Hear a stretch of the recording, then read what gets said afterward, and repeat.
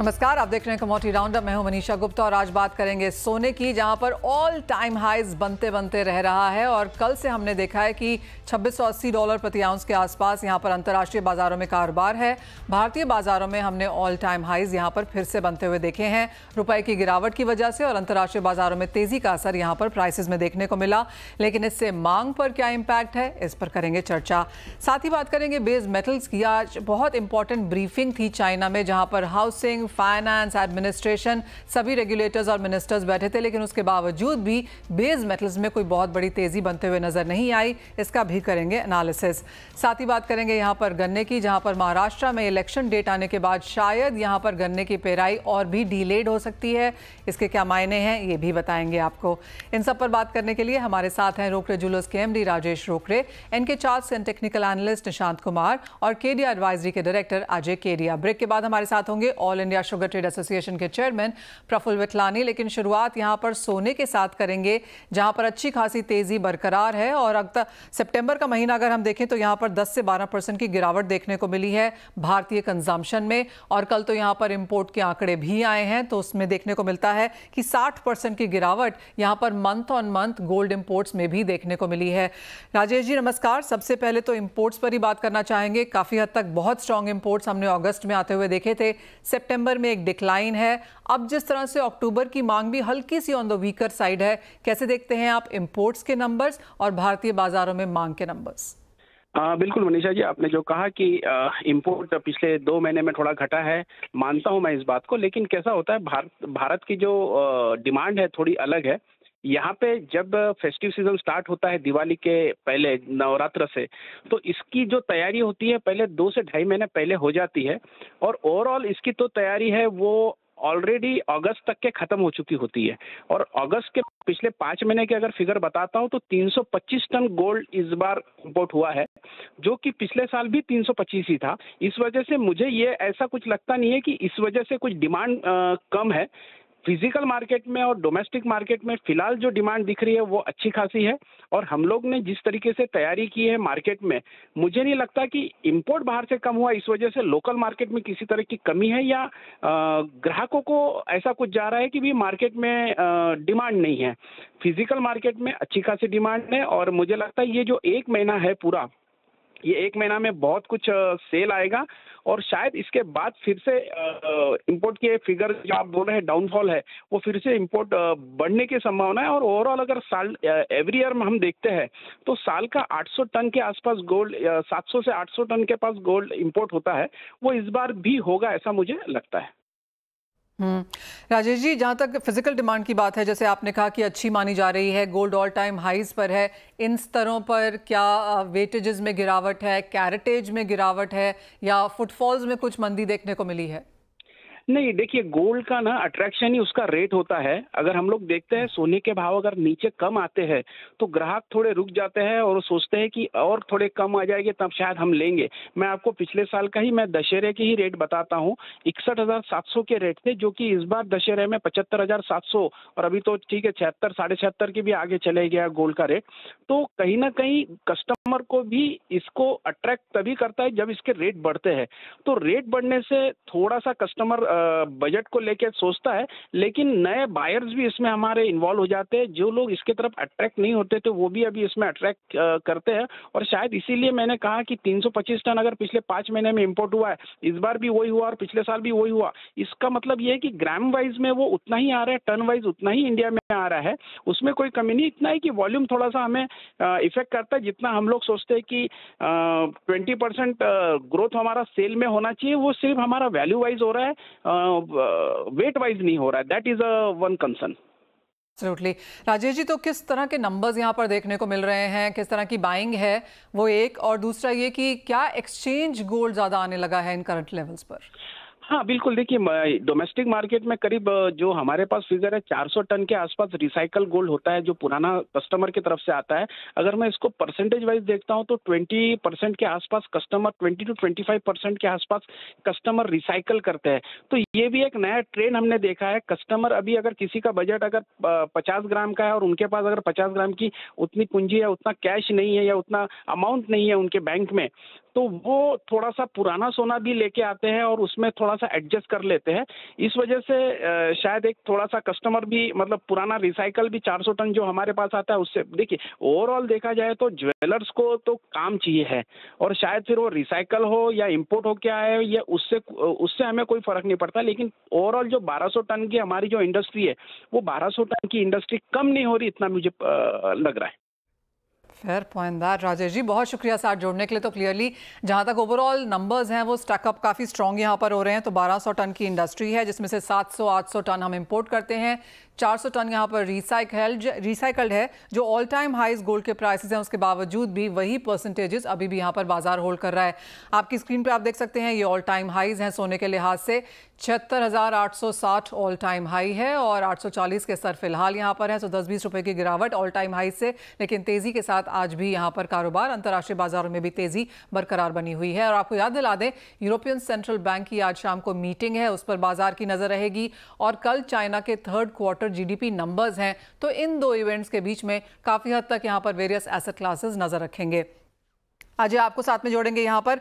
आपको क्या लगता है कि सोने के प्राइसेस कहाँ जा रहे हैं, क्योंकि जिस तरह से हम ऑल टाइम हाइज के बहुत करीब हैं, बाजार को लगता है कि ये लेवल्स तो आज कल में निकलते हुए नजर आएंगे ही।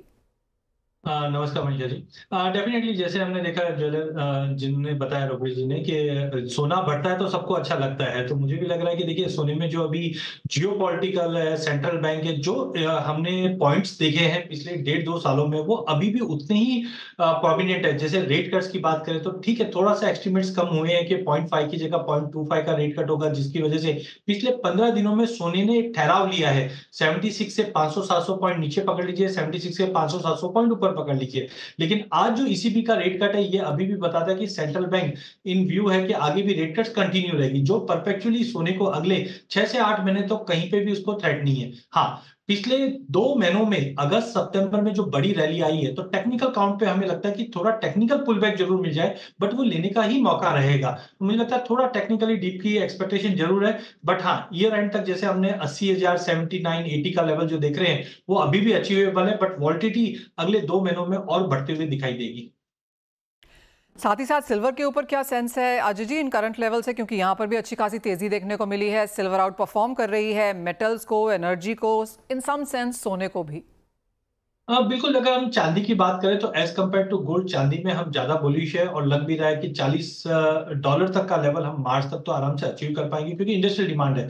अभी तक जो हर्डल है वो चाइना है। रिसेंटली हमने देखा चाइना ने ऐलान तो खूब किया, बट उसका इंपैक्ट दिख नहीं रहा है, कॉन्फिडेंस नहीं आ रहा है, जिसकी वजह से चांदी बार बार 32.5-32.80 तक इंटरनेशनल में मारती है, बट वहां से वापस ड्रॉप आ जाता है। तो मुझे लगता है एक बार 32.5 के ऊपर एक वीकली मंथली क्लोज मिलता है तो जो ये गैप है $33 से लेके 40 का, ये बहुत ही कम समय पे हम कवर करते हुए दिखेंगे। डोमेस्टिक मार्केट में भी 95, 96 एक तरह का हर्डल बन चुका है, तो टाइमिंग एक दायरा बना हुआ है। इंटरनेशनल में मुझे लगता है कि वापस प्राइसेस एक बार थोड़ा सा स्ट्रेंथ गेन करने के लिए 31 तक आए तो बाय ऑन ड्रॉप की रणनीति बना के ट्रेड किया जा सकता है। लेकिन आज के लिए डोमेस्टिक मार्केट पे मुझे लगता है आज मॉर्निंग में ½ % की गिरावट के साथ खुला था।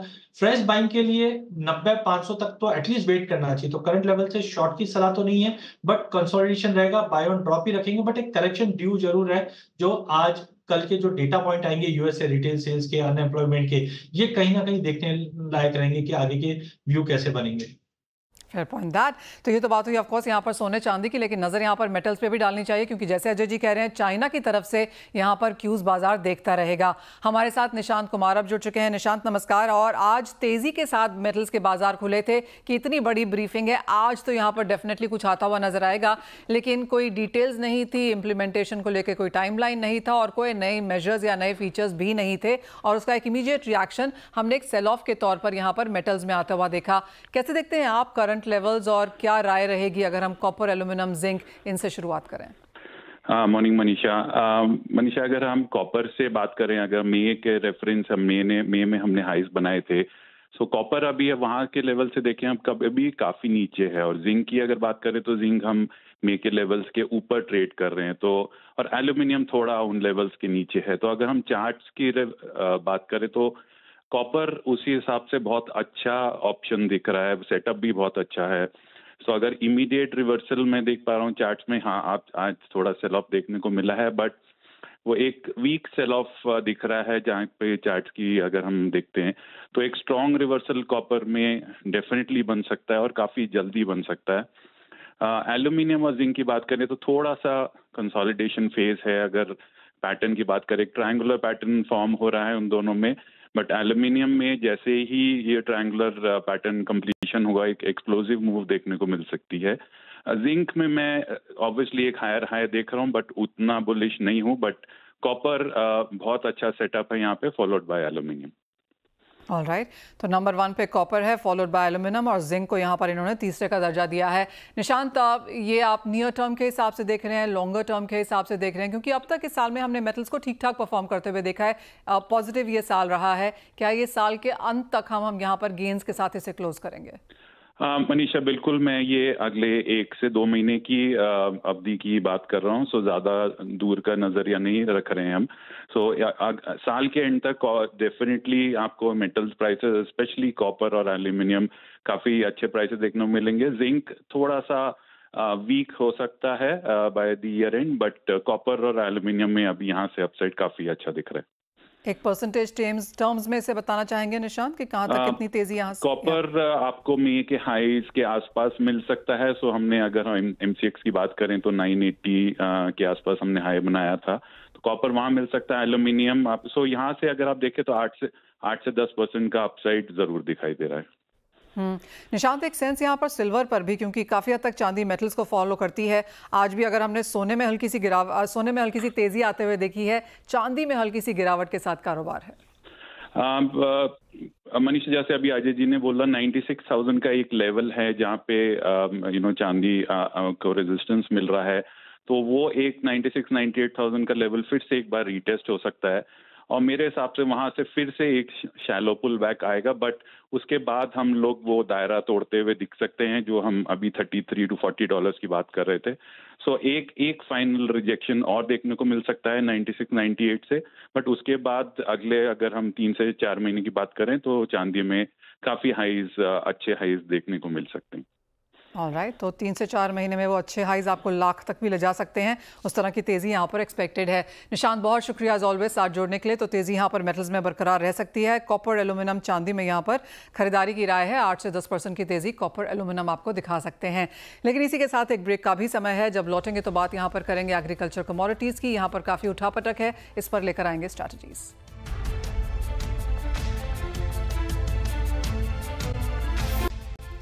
हमारे साथ अब all India sugar trade association के चेयरमैन प्रफुल्ल विठलानी जुड़े हैं। प्रफुल्ल जी नमस्कार। और इस बार पेराई वैसे ही थोड़ी सी डिलेड थी, अब तो इलेक्शन की डेट्स भी आ गई हैं और माना जा रहा है कि इसमें और भी डिले देखने को मिल सकता है।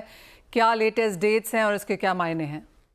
ये जो लेट हो रही है, इससे 2 रिस्क बनते हैं। एक रिस्क ये होता है कि जो border area of south Maharashtra है और सेंट्रल महाराष्ट्र के कुछ एरिया है, वो वहां से गन्ना कहीं कर्नाटक नहीं चला जावे। कर्नाटक में अगर सीजन जल्दी चालू हो जाती है, दोनों साथ में चालू होती है, फिर तो चिंता नहीं है। पर ऐसा होना मुश्किल दिख रहा है क्योंकि हमारे यहाँ इलेक्शन की वजह से जो डिले होगा सीजन, तो ये गन्ना महाराष्ट्र का जो है वो कहीं कर्नाटक चला नहीं जावे, ये एक रिस्क है।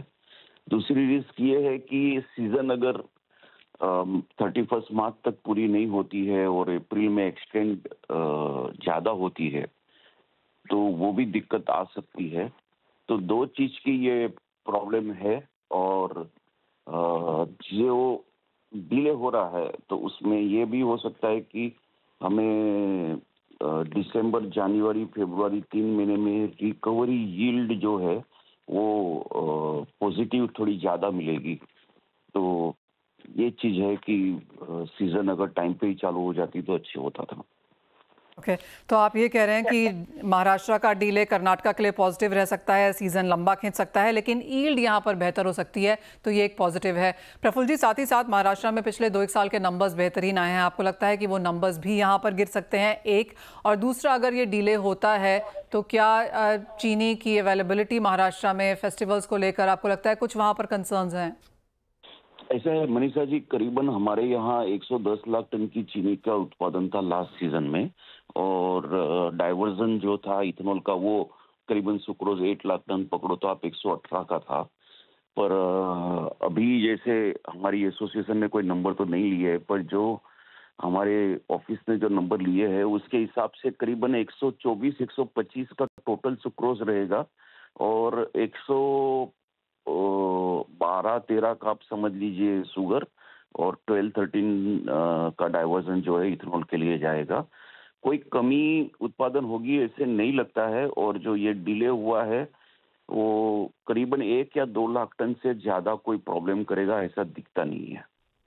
ओके तो आपको लगता है एज ऑफ नाउ डिलेड ही है, उसके ऊपर नजर रखनी होगी, कोई इमीडिएट इम्पैक्ट आएगा अवेलेबिलिटी पे, प्राइसेस पे, वो फिलहाल नहीं लगता? सबसे बड़ा जो रिस्क है वो कहीं कर्नाटक जल्दी चालू कर दिया तो we will be forced to start irrespective of election is there और नॉट।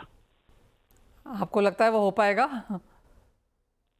मनीषा जी, करना तो पड़ेगा। अगर हमारा गन्ना अगर बाजू के स्टेट में जाता है तो आखिर में जो इन्वेस्टमेंट हमने किया है महाराष्ट्र की इंडस्ट्री के लिए, because that is a big risk. अगर गन्ना अगर साउथ महाराष्ट्र से जहाँ पे रिकवरी हमें 12-13% की मिलती है, अगर वो कर्नाटक में जाती है तो फिर तो हमें we will be forced to start.